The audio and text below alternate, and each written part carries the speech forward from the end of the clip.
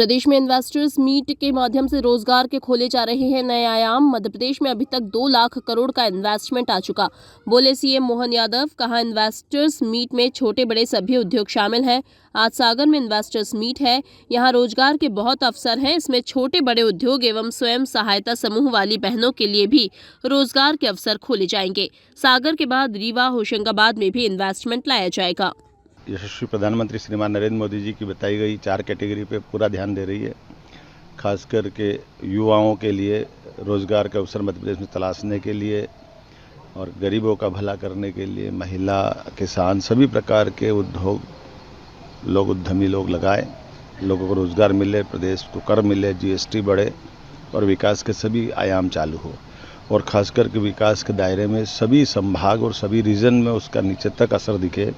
इस सिलसिले में लगातार हमने रीजनल कॉन्क्लेव अर्थात संभागीय स्तर पर ये उद्यमशीलता की बैठकें आयोजित की है, जिसको अंग्रेजी में रीजनल कॉन्क्लेव कहते हैं। मैं मान के चलता हूँ कि बड़े पैमाने पर जिस ढंग से रिस्पांस आ रहा है और अभी तक के रिस्पांस के आधार पर कह सकता हूँ 2 लाख करोड़ से ज़्यादा का इन्वेस्टमेंट का अभी तक के MOU हमारे हुए हैं और ये लगातार कम जारी रहेगा। आज मैं सागर जा रहा हूँ।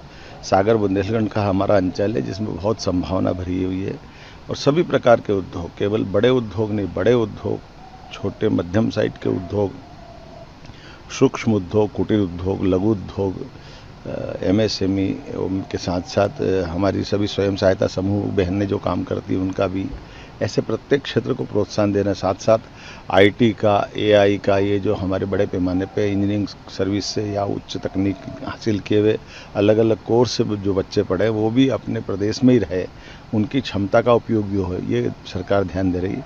और मुझे संतोष है कि लगातार ऐसे कई सारे घराने हमारे बीच आ रहे हैं जो इस व्यवसाय में लंबे समय से लगे हैं। डाटा सेंटर का एक बड़ा प्रस्ताव मिला है सागर के लिए।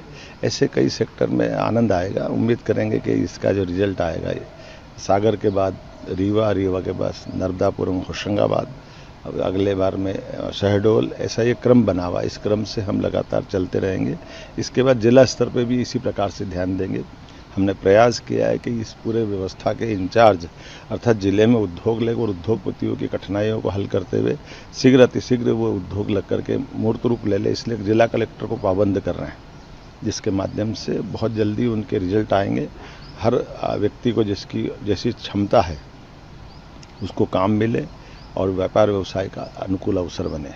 मुझे पूरा भरोसा है। निश्चित रूप से हमने जो तय किया कि 5 साल के अंदर हमारी अपनी अर्थव्यवस्था डबल कर देंगे और उसी टारगेट पे हम चल रहे हैं। ये हम लगता है 5 के बजाय 3 साल में पूरा करेंगे। जल्दी इसकी स्थिति बनेगी। मेरी अपनी ओर से सभी युवा मित्रों को खास करके बधाई कि ऐसे अवसर सरकार उनको उपलब्ध करा रही है।